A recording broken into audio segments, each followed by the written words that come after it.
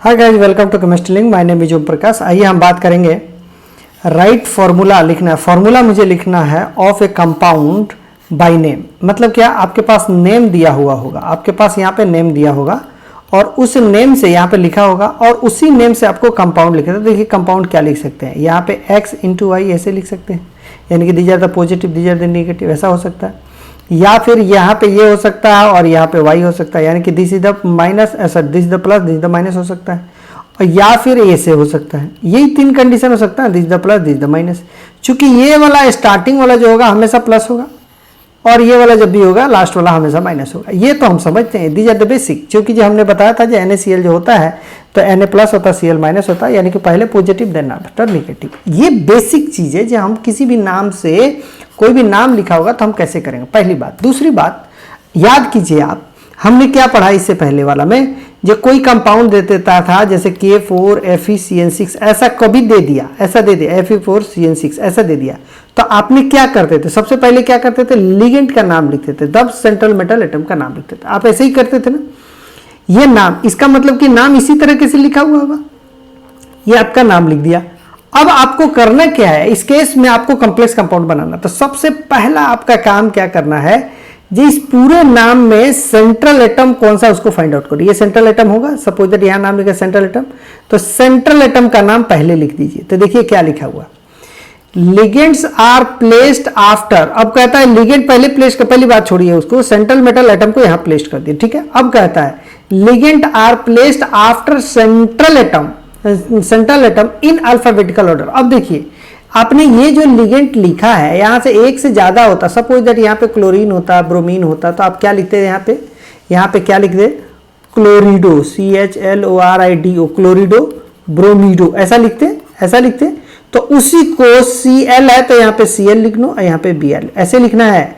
जैसे यहाँ alphabetical order में लिखा हुआ उसी अल्फाबेटिकल ऑर्डर में यहाँ पे लिखना है, ठीक है। तो यही लिखा हुआ अल्फाबेटिकल ऑर्डर में लिखे। दूसरी बात, सेकंड बात करता है जो total charge on cation equal to total charge on anion. अब देखिए यहाँ पे छोटा सा एग्जांपल, NaCl है तो ये पॉजिटिव ये निगेटिव।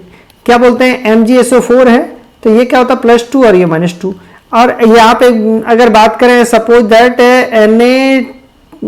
Na2H4PO, ये देखो PO4 की बात करें, चलो यहाँ पे तो इस तरीके से कुछ अगर ऐसे बात करेंगे, हालांकि ये करेक्ट नहीं है। यहाँ पे जब यहाँ पे बात करेंगे तो मेरे कहने का मतलब ये था कि यहाँ पे अगर यहाँ पे -2 रख दे, ये 1 रख दे, ऐसे रख दिया। अब अभी सही हो जाएगा, -3 हो जाएगा, +2 हो जाएगा, ये +1 हो जाएगा। तो अब देखिए मेरे कहने का मतलब ये था कि टोटल पॉजिटिव चार्ज जितना होता है उतना ही निगेटिव चार्ज होता है। ये फिक्स है। इसीलिए बोलता है कि टोटल पॉजिटिव चार्ज यानी कि total charge on cation equal to total charge on anion, ये फिक्स है।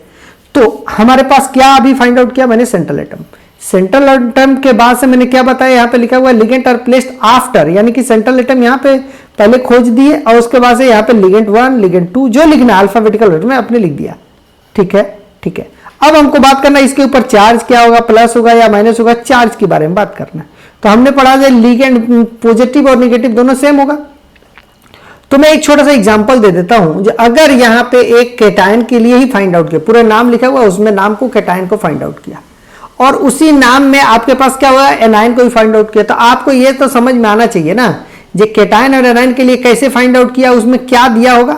जैसे कि ये सपोज दैट NO2 माइनस है, ये माइनस में होगा, लिगेंड की तरह काम था, ये पोटेशियम है, ये पोटेशियम है तो प्लस में होगा। तो आपको ये पता करना पड़ेगा ये प्लस में है तो पोटेशियम है, ये नाइट्रो है तो ये माइनस में है, ये ऐसे पता करना पड़ेगा। उसके बाद से आप देखेंगे ये नंबर ऑफ कितने हैं, कितने एटम है, ये नंबर ऑफ कितने एटम है, दिखाता हूं मैं, पहले बात बताओ। तो उस तरीके से आपने पॉजिटिव और नेगेटिव को फाइंड आउट कर लिया। अब आपको ये सिंपल सा एग्जांपल दिया, इसके ऊपर में जो चार्ज है ना उसी को नीचे उतार दो, ये 2 लिख दिया। इसके ऊपर जो चार्ज है ना उसको नीचे उतारो, ये 3 हो गया। इसको क्रॉस मल्टीप्लाई करो, इसको क्रॉस मल्टीप्लाई, मेरे को करने का क्या कारण है, क्योंकि जो इस 2 में कितने से मल्टीप्लाई करूं और इस 3 में कितने से मल्टीप्लाई करूं, दोनों के चार्ज सेम हो जाए। तो देखिए ना 2 × 3 and that is equal to क्या बोलेंगे 3 × 2। यहाँ पे दिस इज द प्लस था, यहाँ पे माइनस था, मैंने यही 3 को ले जाकर इधर मल्टीप्लाई किया, यही 2 को लेकर इधर मल्टीप्लाई किया। यस सर, मैं बोलो जी, यानी कि +6 क्यों, क्योंकि कोई भी सॉल्ट होता है तो उसके प्लस माइनस दोनों का सेम होता है। यानी कि न्यूट्रल एटम में होगा, यानी कि कोई भी सॉल्ट की बात कर रहे हैं तब तक जब तक कुछ आयंस की बात तो है ही नहीं, सॉल्ट है, इसका मतलब क्या हुआ। और फॉर्मूला के लिखने की बात कर, by the name of the formula, यानी कि कोई चार्ज नहीं है, उसके ऊपर क्या हो जाए, जीरो, यानी कि टोटल इक्वल टू जीरो आपको बैठाना ही पड़ेगा, करना ही पड़ेगा। अब देखिए कितना अच्छा है, यहाँ पे लिखा पोटेशियम हेक्सा साइनाइडो फेरेट 2, यहां से सब कुछ पता चलता है। पोटेशियम है K+ लिख दो, हेक्सा है 6 लिख दो, साइनाइडो है Cl लिख दो। क्यों साइनाइडो, C क्यों लिखा, ये C क्यों लिखा, क्योंकि ये साइनाइडो जो है C ही इसको ये दिया, ये एम्बीडेंटेट होता है, ये NC ऐसे भी हो सकता था, ये ऐसा नहीं समझे ये इसके ऊपर चार्ज है, इसके ऊपर चार्ज, तो यहाँ से ये इस तरीके से भी करते हैं, सॉरी ये जो हमेशा कार्बन के ऊपर नेगेटिव चार्ज होता है, ये कार्बन के ऊपर नेगेटिव चार्ज होता है। तो आप क्या करें, ये नाइट्रोजन जो होता है, ये लोन पेयर इसको भी दे देगा, ठीक है, तो इसको बोलते हैं एम्बीडेंटेट। तो ये C लगाने का मतलब है जो कार्बन डोनेट कर रहा है लोन पेयर, ठीक है। और फेरेट है, फेरेट का मतलब क्या हुआ जी, ये ऐसा कॉम्प्लेक्स है जहां निगेटिव होगा। अगर फेरेट नहीं हुआ, आयरन होता तो आप क्या कहते हैं, आयरन होता तो इस केस में क्या कहते हैं, जो नहीं ये पॉजिटिव के स्फीयर पे होगा, यानी कि जिसके आयनोस्फीयर इसके क्या पॉजिटिव, ये क्या है जो स्क्वायर ब्रैकेट के अंदर में ये पॉजिटिव है, जिसको हम लोग क्या बोलते हैं, कोऑर्डिनेशन स्फीयर। अगर कोऑर्डिनेशन स्फीयर पॉजिटिव है, उसमें अगर आयरन पड़ा हुआ है तो आयरन को आयरन लिखते हैं। अगर कोऑर्डिनेशन स्फीयर के ऊपर में चार्ज नेगेटिव पड़ा हुआ है तो उसको क्या बोलते हैं, फेरेट बोलते हैं। और इसका ऑक्सीडेशन नंबर 2 है, यानी कि Fe+2 में है। ये सारी बातें हमको यहाँ पे दे देता है हिंट में। अब देखिए यहाँ पे ये पोटेशियम है, ये बाहर रहता है, आप नाम लिख करके भी देख सकते हैं। और इसको क्या कर दो, एक ब्रैकेट में ये सेंट्रल एटम आपको खोज लिया आपने, यहाँ लिख दो, ये लिखा हुआ है सेंट्रल एटम के बाद लिगेंड को लिखना है, यहाँ पे रख दो। अब यहाँ पे क्या दिखा आपने, Fe+2 देखा, Cn- देखा, और यहाँ लिखा है 6 है भाई, तो यहाँ पे 6 तो करना ही पड़ेगा, 6 कर दिए, तो ये 6 कर दिया, तो टोटल इसमें चार्ज कितना बोला, 6, इसमें टोटल चार्ज कितना हुआ, मात्र 2।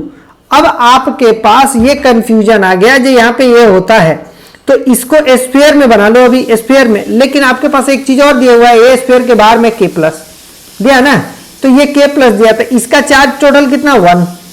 अब देखिए ये तो कंप्लीटली यहां से यहां तक कर लिए, तो इसके लिए न्यूट्रलाइज करेंगे तो क्या सीन आएगा, इसको पूरा न्यूट्रलाइज करो, इस पूरे को कंपाउंड को, चूंकि ये स्क्वायर ब्रैकेट के अंदर है तो ये -6 और +2 कितना हो जाता, बोले -4 होगा, -4, यानी कि ये यहां पे क्या मिला -4, यहां पे क्या मिला +1, तो प्लस माइनस नहीं करके इसको इसके के साथ मल्टीप्लाई करो, इस 1 को इसके साथ मल्टीप्लाई करो, तो क्या मिलेगा, ऐसे मिलेगा K4 FeCN6, ये मिल जाएगा आपके पास, ये आपके पास कंपाउंड है, ठीक है। ये देख लीजिए ये वाला कंपाउंड है। आपको वेरीफाई, क्रॉस वेरीफाई करना, तो इसी से इसका नाम लिखो, इससे नाम लिखेंगे तो आपको पता ही है, ये पॉजिटिव को पहले लिखते हैं तो पोटेशियम होगा, और इसमें क्या होता है, ये सेंट्रल एटम इसको बाद में लिखेंगे, लिगेंड को पहले लिखेंगे, और नाम लिख करके इस तरीके से लिख देंगे। हम लोग बहुत सारे एग्जाम्पल देखें, you can do that. Same as, आप थोड़ा ध्यान रखना, आयरन 3 है, ये देखो आयरन 3 है, तो इस साफ पता चलता है जो पहले लिखा है, यानी कि ये कोऑर्डिनेशन स्फीयर से बाहर है, पहली बात। हेक्सा है मैंने 6, साइनाइडो C है, यानी कि Cn, और फेरेट है, यानी कि ये फेरेट लिखा हुआ है, इसका मतलब क्या हुआ, निगेटिव पे पड़ा है ना, और ये बाहर है। तो यहां देख लीजिए Fe+3 में हो गया। वन सेकेंड, ये सेंट्रल एटम को लाओ, कोऑर्डिनेशन स्फीयर को लाओ, सो टोटल चार्ज के, इसके लिए टोटल चार्ज देखें तो -4 हो जाएगा, 4 यहाँ रखिए, यहाँ 3 रखिए, 3 को इधर मल्टीप्लाई, 4 को इधर मल्टीप्लाई, आपका फॉर्मूला ये जनरेट हुआ, ठीक है। चलो थर्ड केस में देखते हैं। अब देखिए ये दिया हुआ है, इसका मतलब साफ पता चलता है ये वाला पॉजिटिव पे होगा, और यहाँ पे दिया तो ये वाला निगेटिव पे होगा। देख लीजिए कैसे कैसे मैंने बताया, क्योंकि हेक्सा, एमाइन, कोबाल्ट ये दिया है, इसका मतलब क्या हुआ, ये कोबाल्ट दिया ना, कोबाल्ट, इसका मतलब पॉजिटिव पे रहता है तो कोबाल्ट होता है।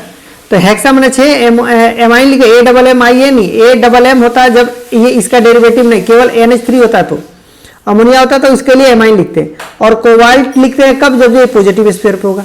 और ये लिखा हुआ है डाई एमाइन लिखा हुआ है, यानी कि 2 NH3 लिखा हुआ है, और उसके बाद टेट्रा नाइट्रिटोएन, यानी कि नाइट्रिटोएन का मतलब क्या है, NO2 माइनस होता है। अब NO2 माइनस होता है, प्लस होता है, दोनों चीज होता है भाई, NO2 प्लस में भी होता है, NO2 माइनस में भी होता है। इसके लिए कैसे समझेंगे हम देखते हैं।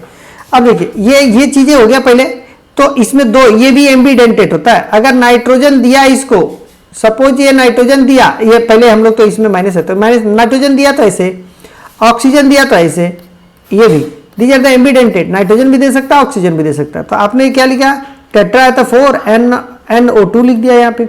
और कोवाल्टेट है, these are the negative and है, देखो निगेटिव एंड है, इसके कोवाल्टेट है, यानी कि ये क्या बोलेंगे, CO के ऊपर +3 आ जाएगा, यस सर नो, क्योंकि ये ऑक्सीडेशन नंबर +3 दिया है। तो अब आप यहाँ पे बैठा दो, इन सबको मिलकर के एक स्फीयर बनाओ, कोऑर्डिनेशन ये वाला हो गया, ये वाला हो गया, 6 लिख दी। इस पूरे को चार्ज को जब देखेंगे तो ये 0 होता है, और ये लिखा कोबाल्ट 3 है तो यहाँ 3 लिखा होता है, यानी कि यही पॉजिटिव यहाँ पे चला जाएगा। और इसके लिए वन सेकेंड, इसके लिए एक स्फीयर बनाओ, यानी कि कॉम्प्लेक्स ये बना देंगे, क्या बोलते हैं इसको, कॉम्प्लेक्स स्फीयर। इसके लिए जब बात करेंगे तो यहाँ पे क्या होता है, कोवाल्टेट है, यानी कि जो पहली बार सेंट्रल एटम को निकालो। अब देखिए यहाँ पे, यहीं पे आपको कंफ्यूजन होता है, A फॉर एमाइन, टेट्रा नाइट्रेटो, इसका मतलब क्या, पहले अमोनिया को लिखो, यहाँ पे पहले अमोनिया फिर NO2 ऐसे लिख दीजिए। जिस तरीके से लिखा रहता है अल्फाबेटिकल ऑर्डर में, जैसे हम लिखते हैं वैसे अल्फाबेटिकल ऑर्डर में इसको ऐसे ही सजाते हैं, राइट राइट। तो इस तरीके से हमारे पास ये वाला भी आ जाएगा, और यहाँ से 1 आएगा तो 1 निकाल दीजिए, यहाँ +3 तो +3 निकाल, क्लास मल्टीप्लाई कर दें, आपके पास ये कंपाउंड लिख दीजिए। यस सर नो बोलिए, यस सर नो बोलो, यस। तो ये चीज़ें भी आपको आ जाएगा। नेक्स्ट बात करते हैं, ओके, यहाँ तक देख लेने के बाद से अब बात करते हैं इसके लिए नेमिंग ऑफ कॉम्प्लेक्स। कॉम्प्लेक्स का नेमिंग कंटेनिंग ब्रिजिंग लिगेंड। जो ब्रिज बोले तो क्या, ऐसे कनेक्ट करता है, यानी कि ब्रिज के, ओवर ब्रिज नाम सुने, यानी कि ये ऐसा यहाँ पे एलिमेंट देखिए, A एक अलग है सेंट्रल एटम, B एक अलग सेंट्रल एटम, ब्रिज।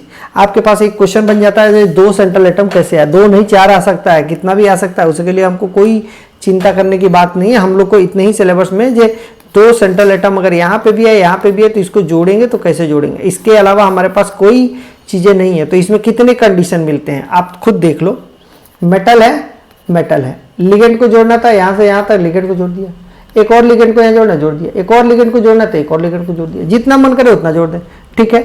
अब देखिए मैं इतना टफ नहीं देता आपके लिए, एडवांस में भी बता रहा हूँ, ये चीज़ें नहीं होगा आपके लिए। यहाँ से करेंगे तो लिगेंड, यहाँ से करेंगे मेटल, यहाँ से करेंगे लिगेंड, यहाँ से करेंगे मेटल, ठीक है। अब देखो इसमें क्या कंडीशन, मेटल 1 ऐसे भी हो सकता है, 1 1 हो सकता है, और ये 1 1 हो सकता है। पहला कंडीशन ये हो सकता है, ये 1 1 हो और ये 1 2 हो।